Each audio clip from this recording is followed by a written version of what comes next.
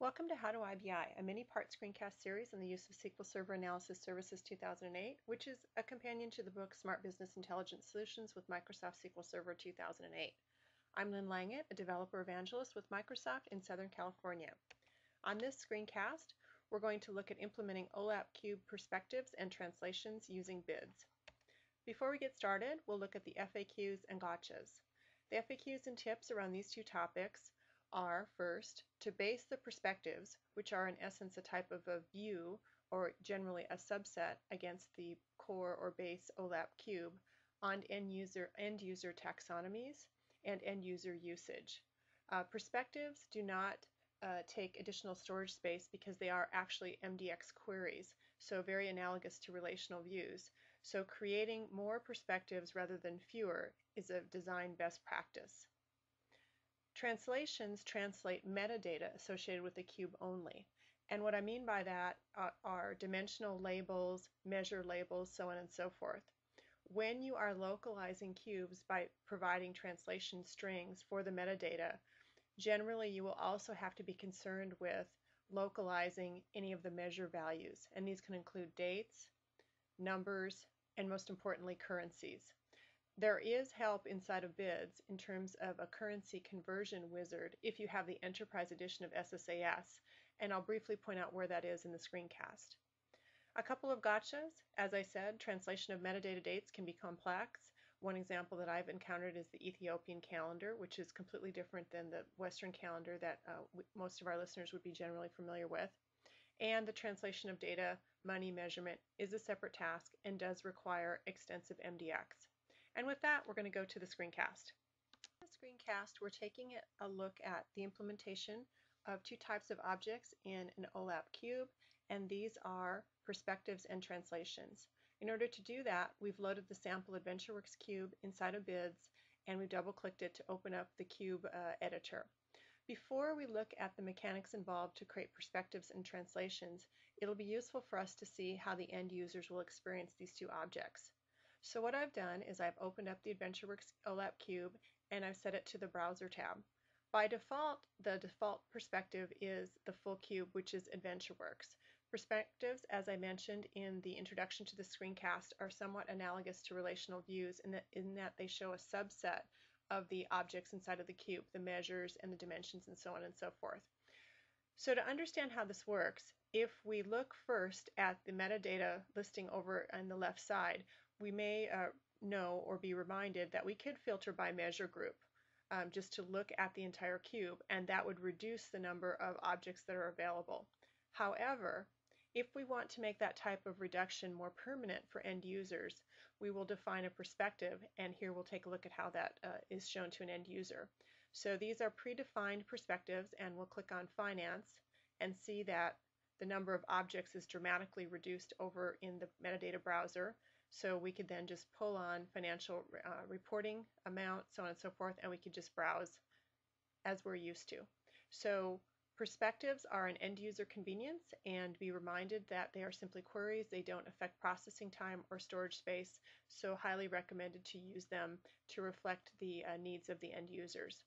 In addition to that, you may have a business requirement to internationalize your cube values. So to see what that would look like, we're going to just take a look at, well, let's drag some values over here first. So let's drag over from the measure group under the internet sales measures, internet freight cost into the display area, and internet gross profit, which is a calculated measure.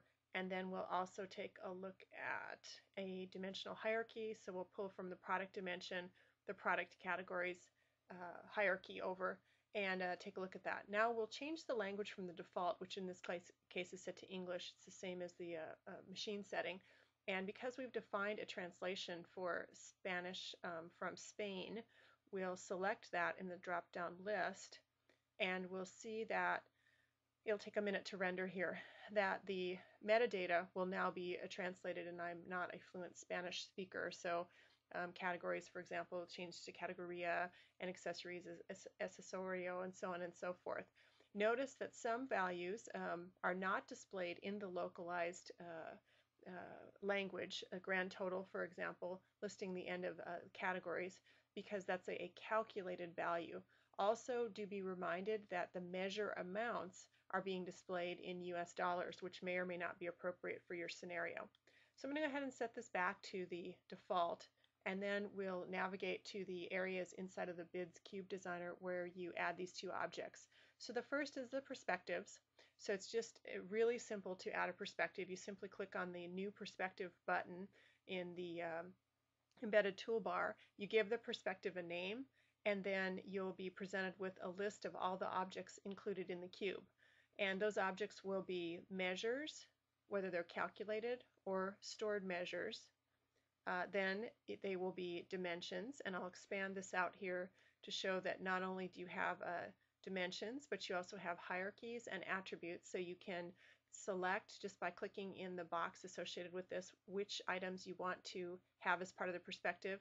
And interestingly, also items that you've created via scripts are something you can choose to include in a perspective, and these would be KPIs, actions, calculations, which are named sets, and calculated members. So you can create perspectives which include these objects that physically do not exist in the cube, are simply created on query. And this is a very, very common design implementation, so that cubes are highly customized for the groups of end users. It may seem like something that is maybe fluffy or not core to the cube implementation, but in my real-world experience, I found that the careful design of perspectives really improves usability. Along with that, if you go to the Translations tab by clicking on it, you'll see, just like with perspectives, it's very simple to add a translation to a cube inside of a browser. You just click the New Translation button, and then you would be presented with another field to add the localized strings. And you'll see the list of objects that you provide localized strings for is the same as that in the Perspectives tab. So it starts with the measures, whether they're calculated or stored, then the dimensions, and the perspectives, KPIs, so on and so forth. One subtlety here is the translation information has to be provided for dimensions in two different areas. In this area, you're working at the level of the cube. In order to provide localized strings for dimension level names and hierarchy names, which is something you probably want to do, I'm going to go ahead and open up the dimension container in Solution Explorer and open up a dimension product. And you might be reminded from the earlier screencast that there is a section inside of the dimension editor called Translations. And in that section, you actually have the ability to provide localized strings for each of the attributes and all of the hierarchies. So I'm going to return to the Cube browser to talk about one last object that is involved sometimes when you are asked to do translations. And there is really two ways to do that. As I've been mentioning, this translates only the metadata, and commonly when you're localizing, you have to also localize currencies and things like that.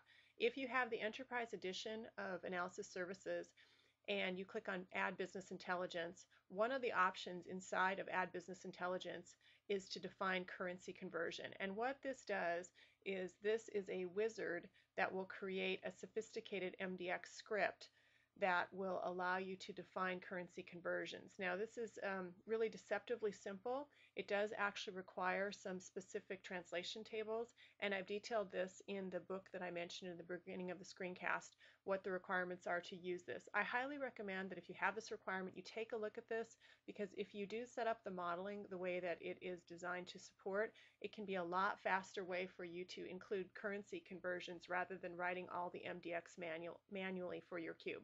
So those are the perspective and translation objects. Thank you.